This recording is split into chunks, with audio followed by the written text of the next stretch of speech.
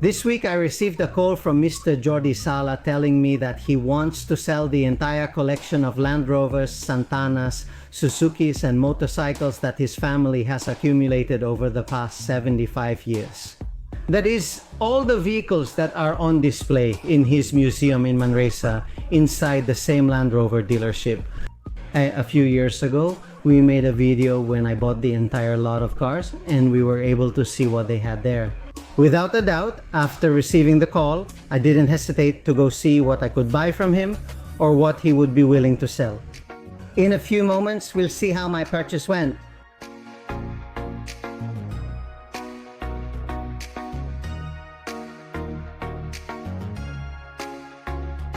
My name is Mark and I'm obsessed with cars.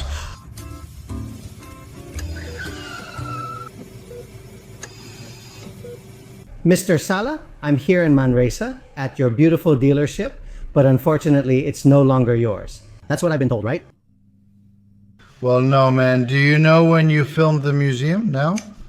2 years ago, we saw the upper field, the famous field where there were 8 or 10 cars waiting to be restored. At that time, we saw they couldn't be restored. And what we wanted was for you to take advantage of the opportunity to restore them so those vehicles wouldn't end up dying in a graveyard, right?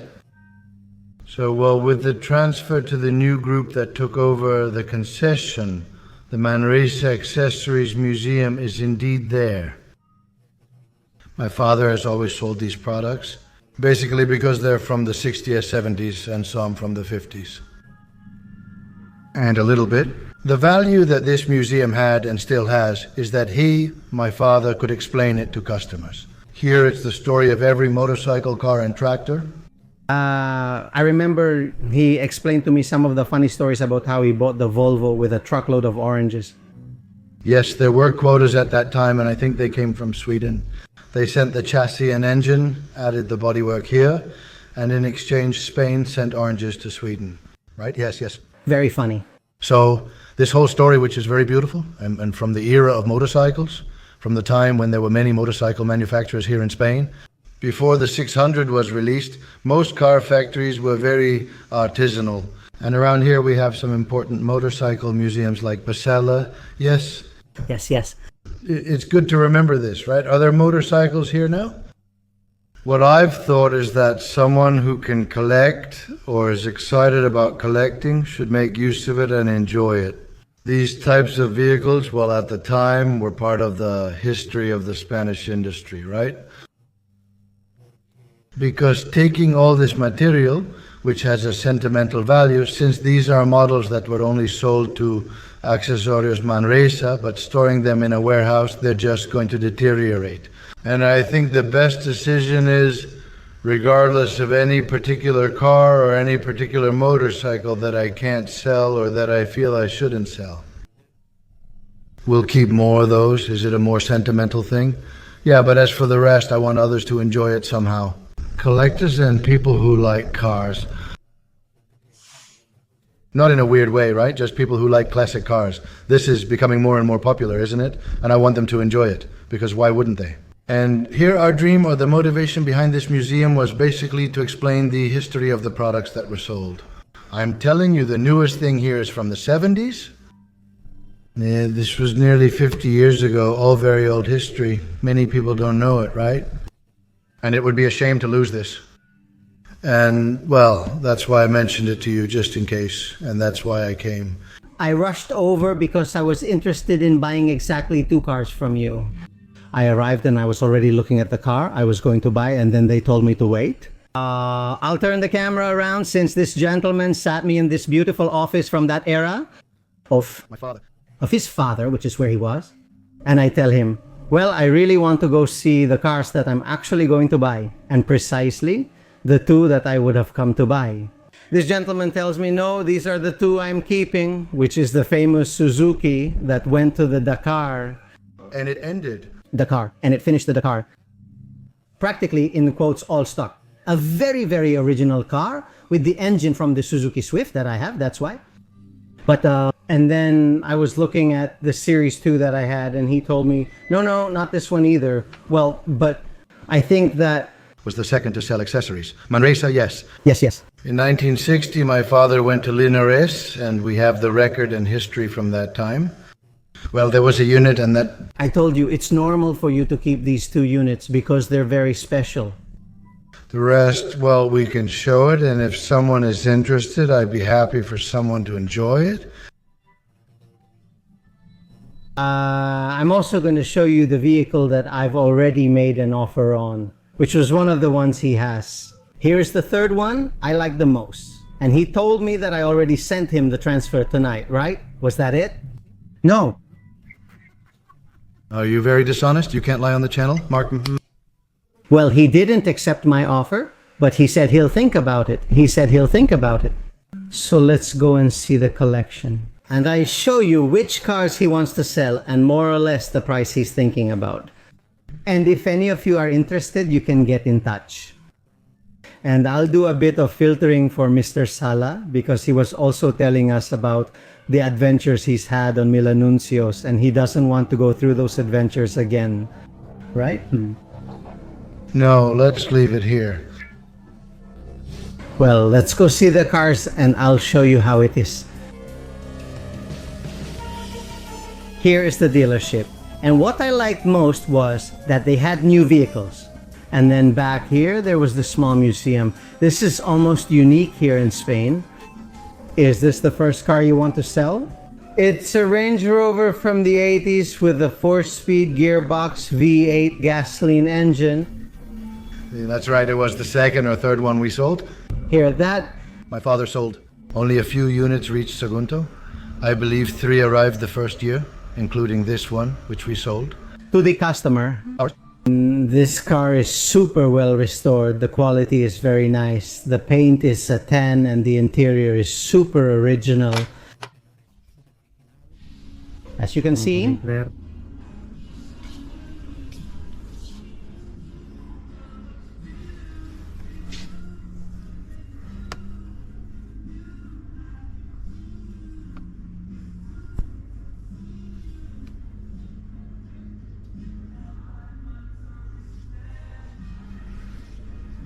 look, to move the back seat, how comfortable it was. You can do it with one hand. I love this car. But this is not a cheap car. And these cars are in high demand in Europe, in the United States. These fly off the shelves, the V8 gasoline. Carbureted. Can you imagine? They only use 20. Finally? 156 horsepower, if I recall. Correct. This was a machine. I know, my brother-in-law had one in red, and when he floored it for the first time, I still remember I was in the passenger seat and I wasn't paying attention to what he was doing. And it threw me back and I said, but wasn't this a Land Rover? No, this is a Range Rover. Oh, okay. It changed the concept. This range completely redefined the 4x4. Yeah. The luxury 4x4 didn't exist. And since Land Rovers were like that back then, Exactly, it had nothing to do with it. and Jeeps, Commandos, and so on were... The same. I especially like the tailgate. How did it open? It's awesome, isn't it? Look. How beautiful, all made of metal. The back part of the seat was so the seat wouldn't get damaged when they loaded things. It's amazing, huh? These cars in Europe are around 30,000 to 40,000 euros. This unit is really, really good. Well, let's go to the second car, because if this one had been original, I would have already made an offer to Mr. Sala, because this is a Series 1. I don't have any in my collection. I love these Series 1. The thing is, this car, as it's advertised here, is a Series 1 gasoline 2.0 from 1956, but the engine is faulty. They used to do that a lot back then, but this is a Series 2 engine. They put in a Series 2 gasoline engine, and without a doubt, this Series 1 will be much more fun with that engine because it gets more horsepower. And this is what these gasoline cars in Series 1 were lacking. They were extremely slow. With around 40 horsepower, I doubt they even reached that. So it wasn't a very fun car to drive. Let's lower the hood so it looks a little nicer.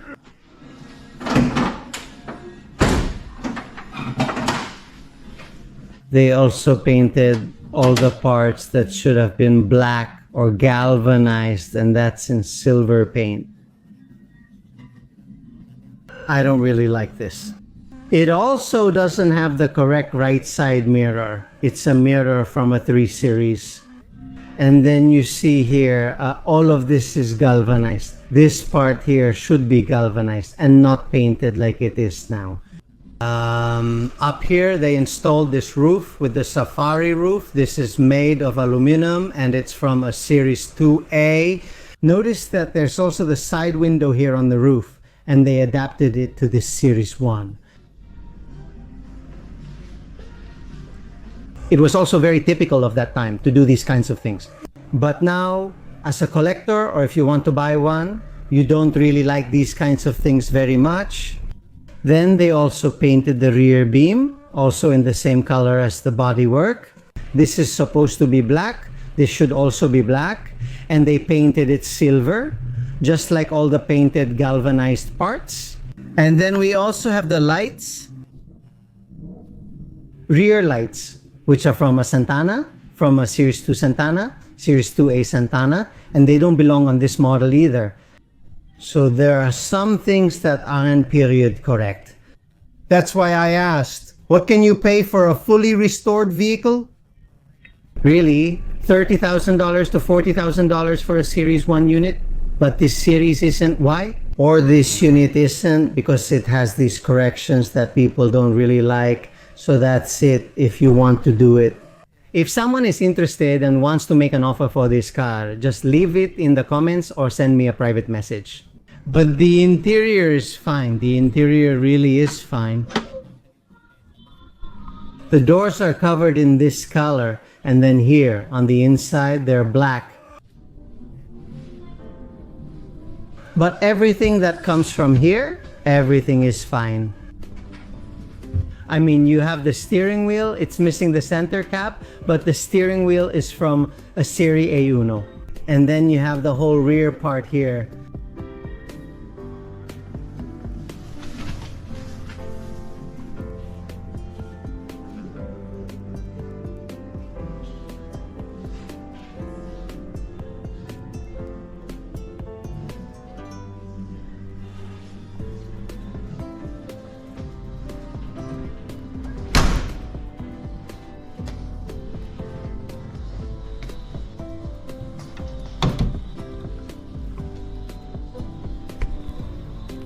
The car doesn't have any rust.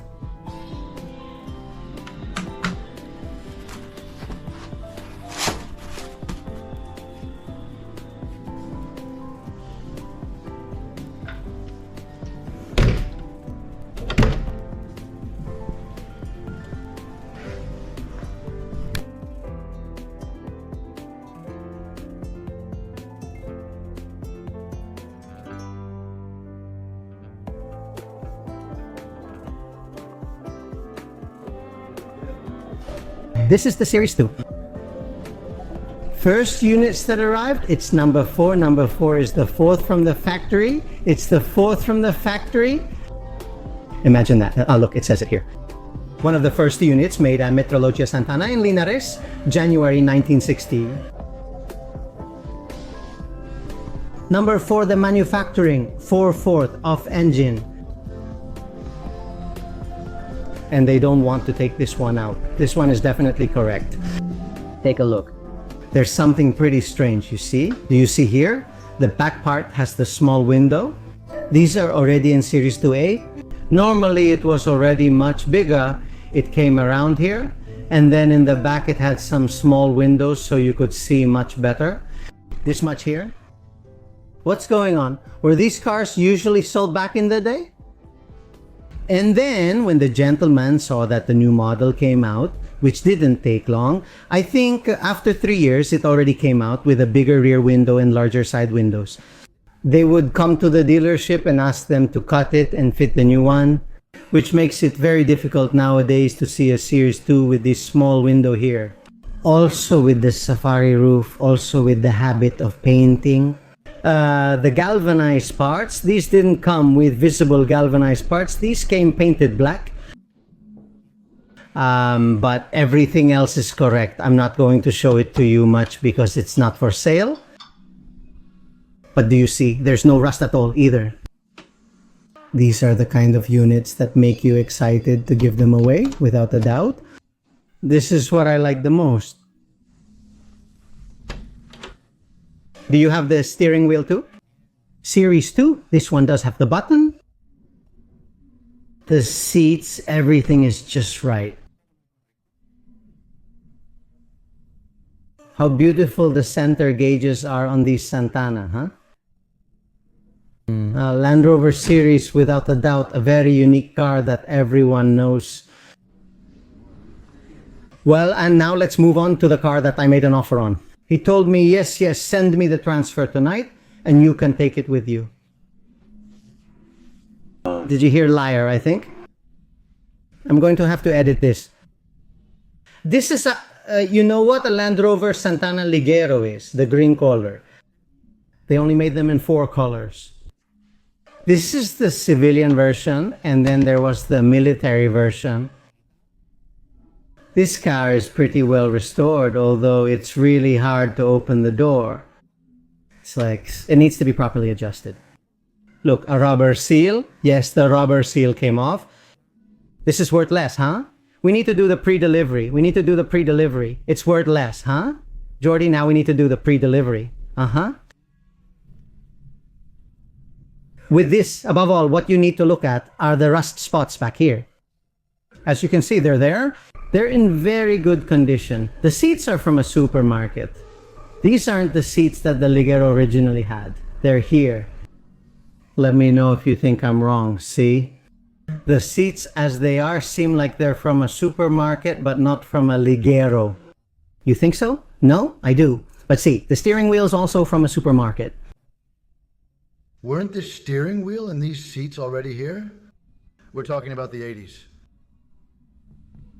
Also with the central gauges.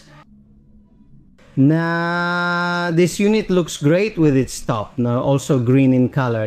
This top really suits the color of the vehicle. It's the rubber. It's the rubber that's causing problems. Let's take it out. And now I understand why it was removed. It's just that with the rubber, it doesn't close, right? I don't know. You'll have to check it. It doesn't quite close properly. That's how a Land Rover has always been closed. Their beauty makes me feel something. The grille has been restored, also very well restored. A turnaround. And the engine, well, it's an engine from a Series 3. It's the same engine as a Series 3. With the large filter that requires some oil, and now it has the intake removed. I imagine it's to start it up. It's injection pump, it's wide radiator. Yes. I definitely want this car in my collection, no doubt. We also have these ornaments here. These were only on the military version, not the civilian one. This might be the only thing that's wrong with this vehicle. It has it on both sides. But aside from this, everything else is very, very accurate.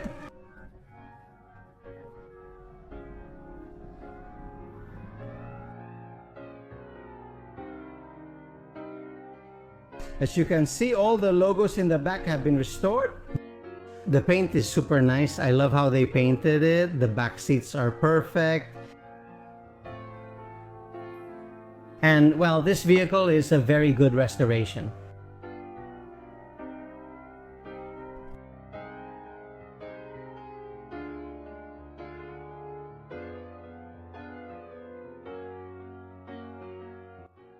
This is Mark's Garage with new episodes every Thursday. Don't miss the Mark's Garage Cars and Coffee event in Olesa on September 3rd. Alright, Jordy.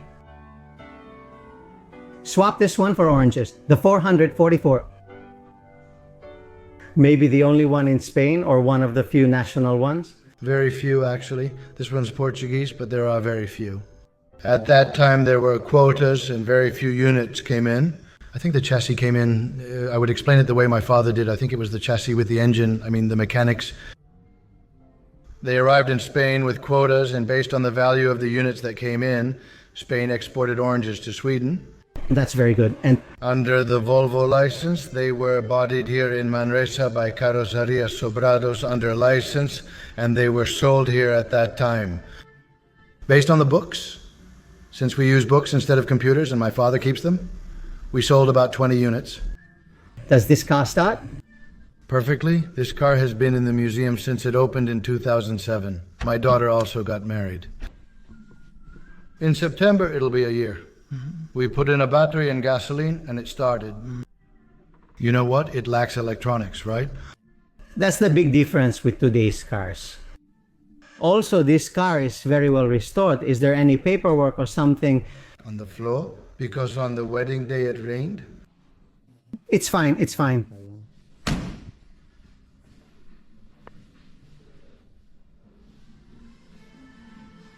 I love the butt she has.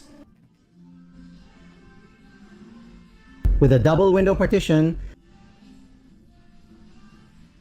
a kind of Porsche Beetle and Volvo vibe. Unique for its time.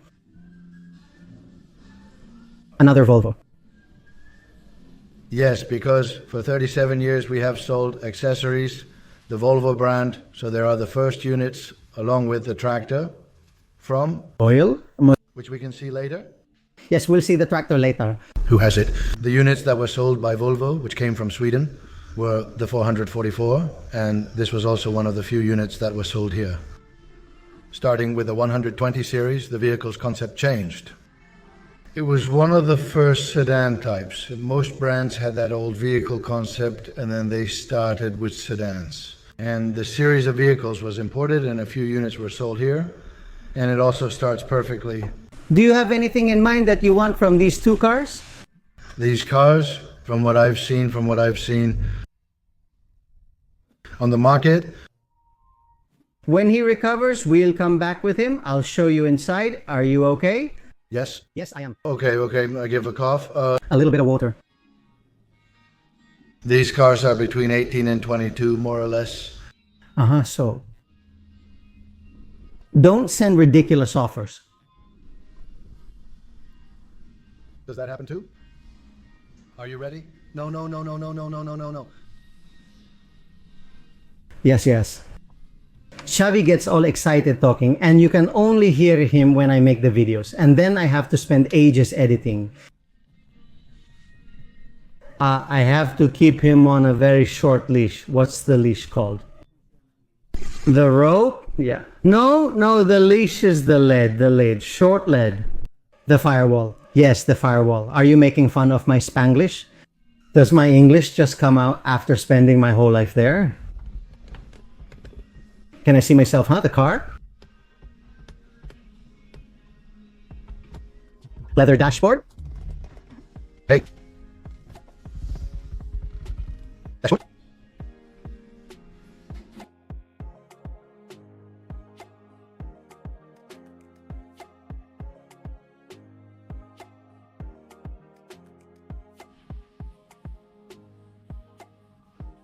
He has two Siatas. One is upstairs in the warehouse, which has the funny story on the classifieds about what happened to it.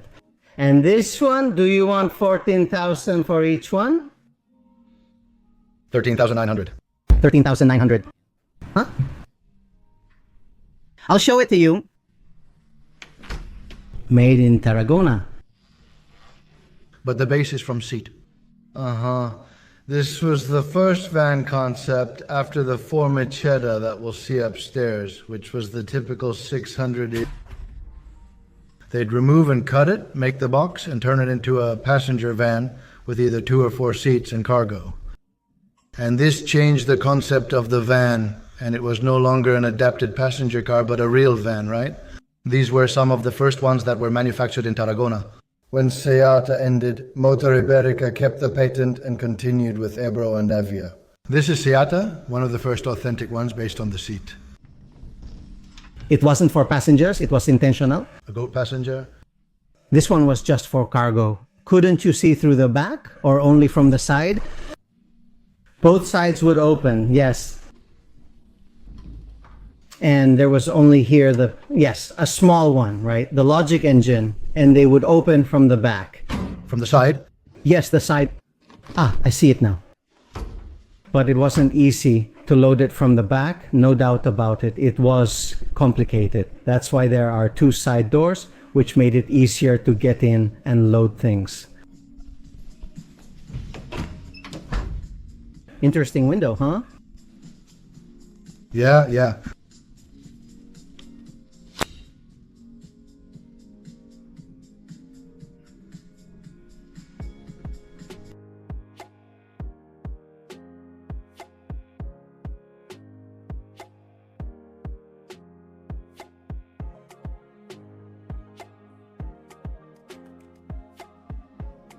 We have these Suzukis. We have the first Suzuki, which is the one that went to the Dakar. One of the two that went to the Dakar, both of them finished. And the brand gave him one as a gift, right? Can you show me the engine? We didn't see it in the previous video. It's going to be funny for us, isn't it? We're used to Spain. It's sideways, huh? Suzuki Swift engine. As you can see, we adapted the engine of the Swift with a ceramic clutch and fiber, what we could. So it would run a bit better because power was an important factor for climbing the dunes. Yes. Look at the photographs here. They finished the Dakar. This was the record that the two cars set for a dealership in a small city. Achieving this milestone was very important. It was very important for the brand as well, because reliability in Spain was clear to us, but Dakar is Dakar, and Dakar is 14,000 kilometers. And about toughness, so based on the experience we had with the vehicles in Spain, with the suspension and the four reinforcements, what we had to do was get a bit more power and reliability. That was our advantage, along with experienced drivers who knew their vehicles well. These were the drivers, Javier. Roqueta co-drove for Francesc Selga. Naki Bosch was the co-driver of Jordi Torra, who later... They continued on. They won Spanish championships with Suzuki, then joined Nissan's official team. In other words, they started... quite a lot currently. Here.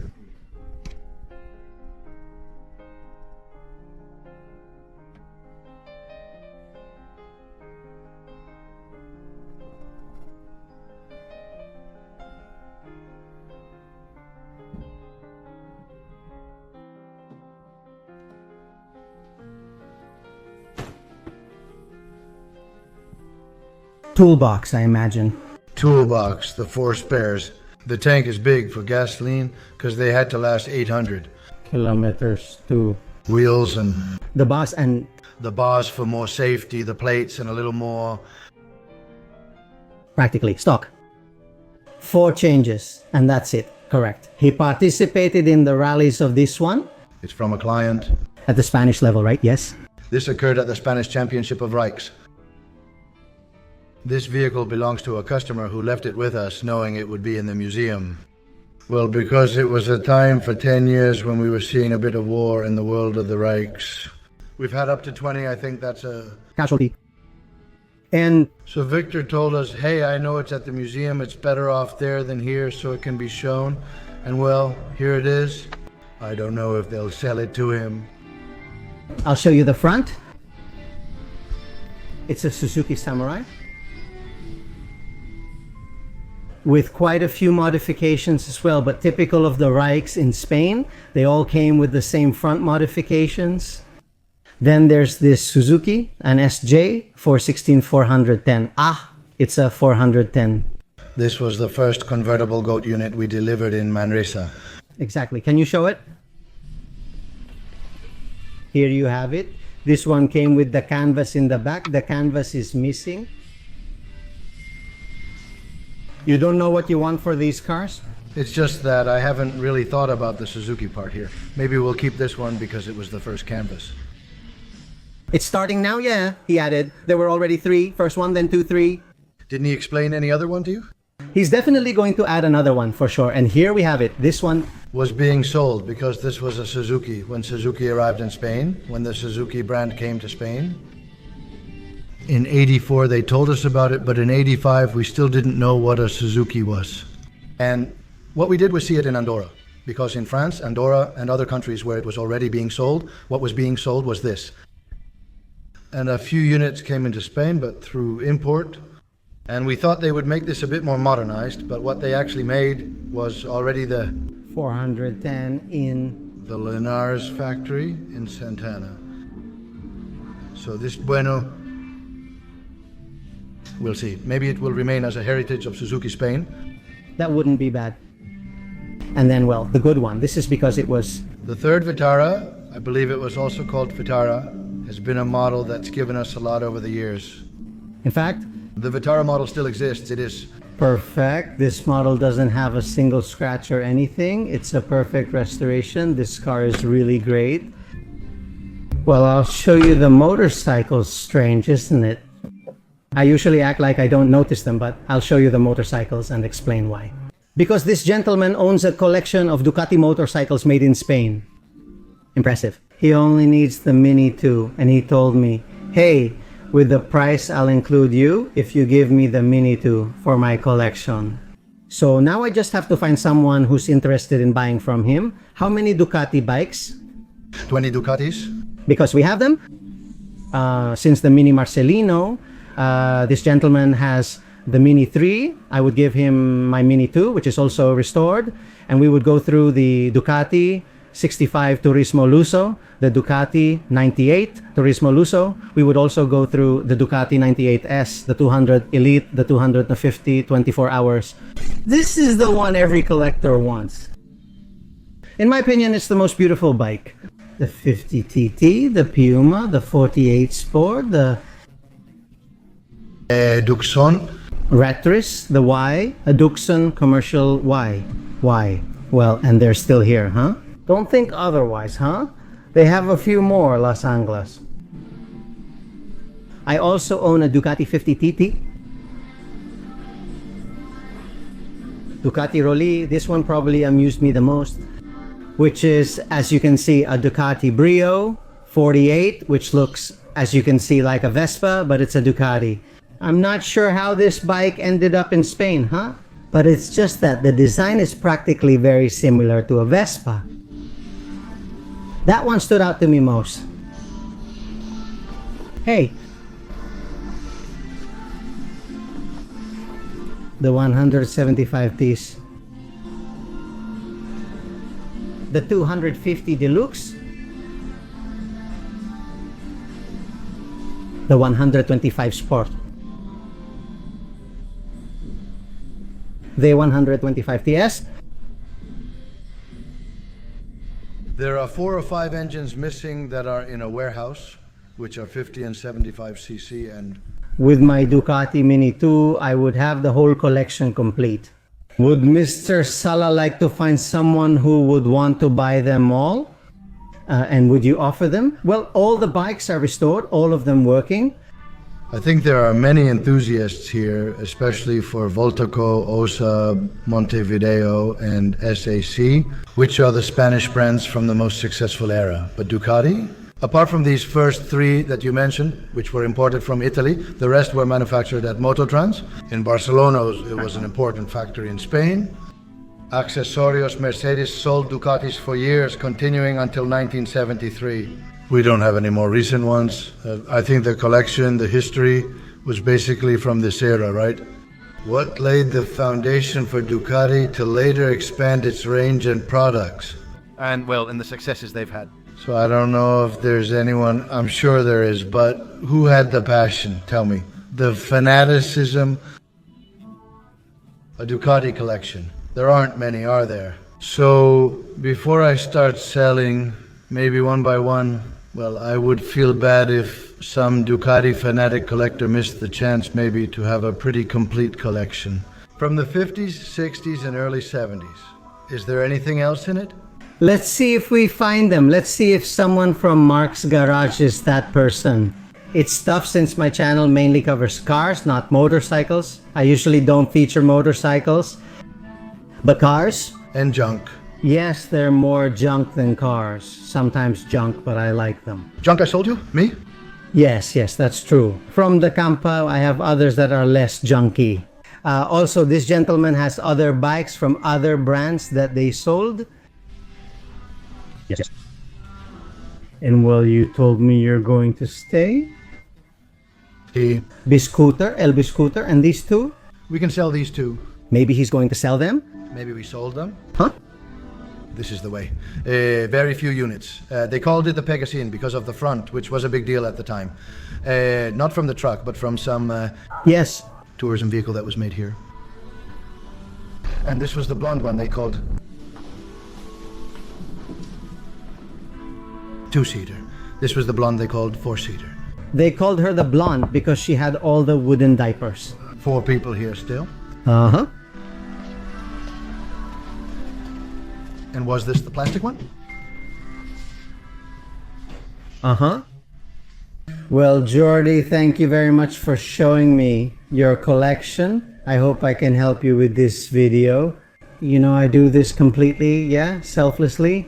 This gentleman hasn't paid me anything. It's just that simple. I still need to consider the lightweight's price. Yes, he still has to think about it. Imagine, he hasn't even accepted my offer. Huh? I'm doing this completely selflessly.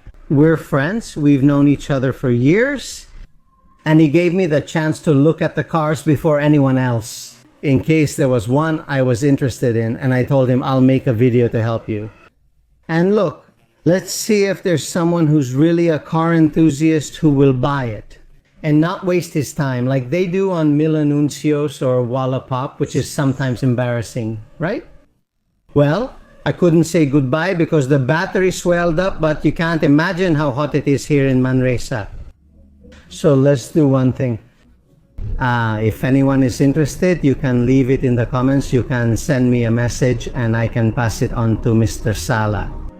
I hope you like these kinds of videos. So see you next Thursday. You know, there's a new video every Thursday. So that's all for today, folks.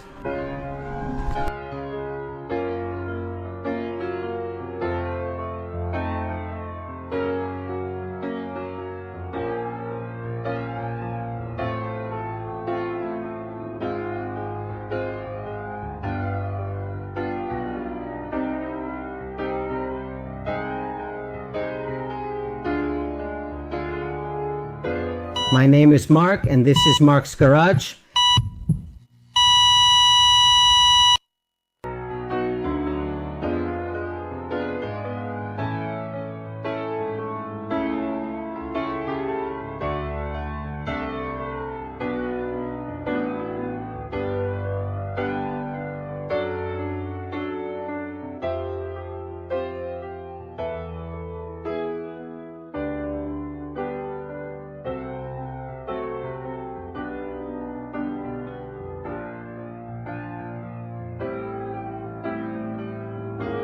If you like what you see, click subscribe. And that's all for today, folks.